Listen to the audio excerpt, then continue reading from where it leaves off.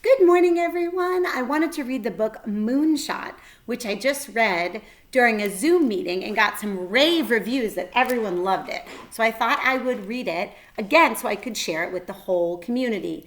This book is called Moonshot, The Flight of Apollo 11 by Brian Floca. And it won the Robert F. Siebert Honor Book. Moonshot, The Flight of Apollo 11. High above there is the moon, cold and quiet, no air, no life, but glowing in the sky.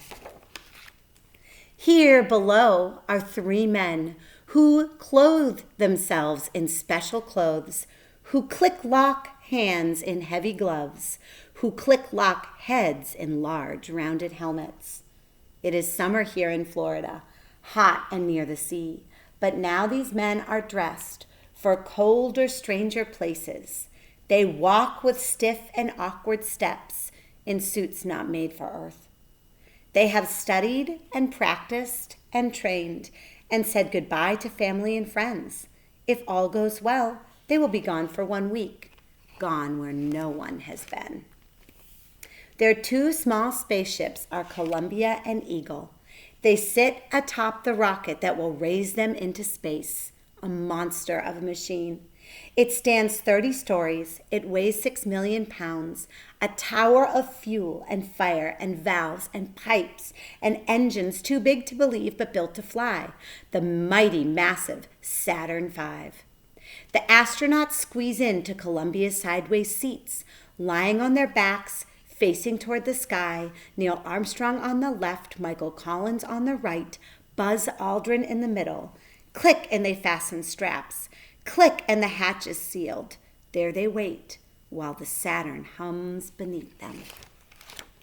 Near the rocket in launch control and far away in Houston in mission control, there are numbers, screens, and charts, ways of watching and checking every piece of the rocket and ships, the fuel, the valves, the pipes, the engines, the beats of the astronauts' hearts. As the countdown closes, each man watching is asked the question, go, no go, and each man watching answers back, go, go, go. Apollo 11 is go for launch. Lift off! The rocket is released. It rises foot by foot. It rises pound by pound. It climbs the summer sky. It rides a flapping, crackling flame and shakes the air and shakes the earth and makes a mighty roar. Armstrong, Collins, Aldrin ride the fire and thunder, pressed deep in their seats, their bodies as heavy as clay. The rocket below them sheds parts as it soars. Bolts explode, engines ignite. First stage, second stage, escape tower, gone! The rocket flies lighter. The rocket flies faster. In 12 minutes' time, it's 100 miles high. Then, after an orbit around the Earth, to talk with Mission Control, to check the course, to check the rocket and ships, the rocket's last stage fires again, pushing the astronauts on. And when the Earth has rolled beneath and rolled behind and let the astronauts go, the Saturn's last stage open wide and releases Columbia, which was the rocket's tip, and also Eagle, hidden till now, a stranger ship, more bug than bird, a black and gold enfolded spider. Michael Collins, Columbia's pilot, turns her back around and looks and locks Columbia to Eagle. Then Armstrong, Collins, Aldrin leave the last of Saturn and travel in on their two small ships joined together, flown as one.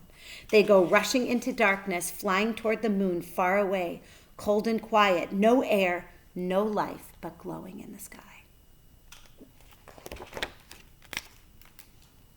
On board Columbia and Eagle, Armstrong, Collins, Aldrin unclick gloves, unclick helmets, unclick the straps that hold them down, and float inside their small ships, their home for a week.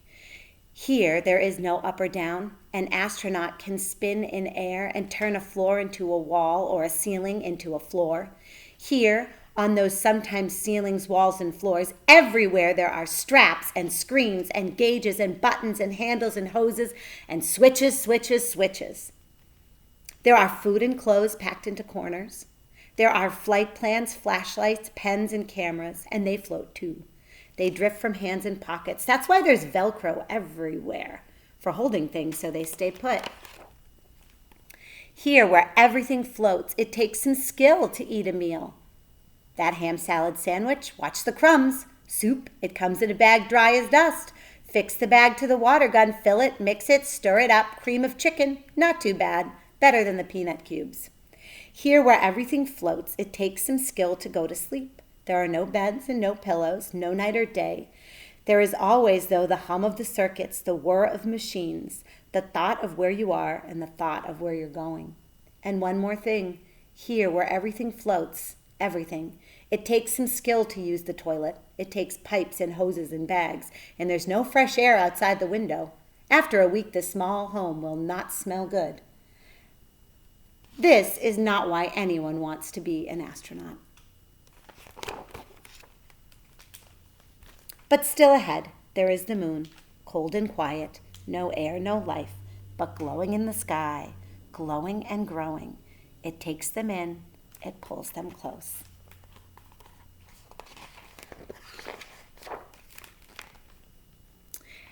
At the moon, Collins stays on Columbia, high above, a single circling soul. Armstrong and Aldrin leave in the Eagle and take it low and lower. They have just enough time and just enough fuel. They have a plan and a place to land, a chosen safe site among the craters. Now friends and strangers in the distance down below stay up late, get up early, and stop as one to watch and wait. There are only maps and models to see. There is no camera that can show the landing far away. But what strange sounds there are to hear, whistles, beeps, and static, strange new words and quick-clipped news of altitudes and speeds leaping across the dark between mission control and the men who are taking the Eagle to land on the moon, who are going where no one has ever been. On board Eagle, Aldrin calls out information while Armstrong steers the ship. They fly low and lower, looking for their landing site. But now Eagle, they see, has flown too far. They are miles from where they're meant to be. And below their small and spindly ship, they see no level place, only broken stone and rock, only shadows and deep craters of the great and growing moon.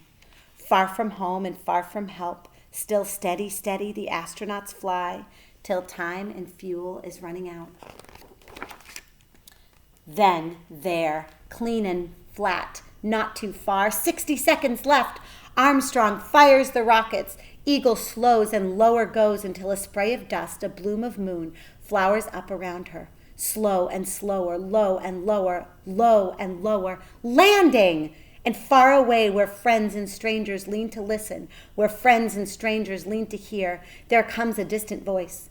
Armstrong calling from the moon, calm as a man who just parked a car. Houston, he says, Tranquility Base here. The Eagle has landed.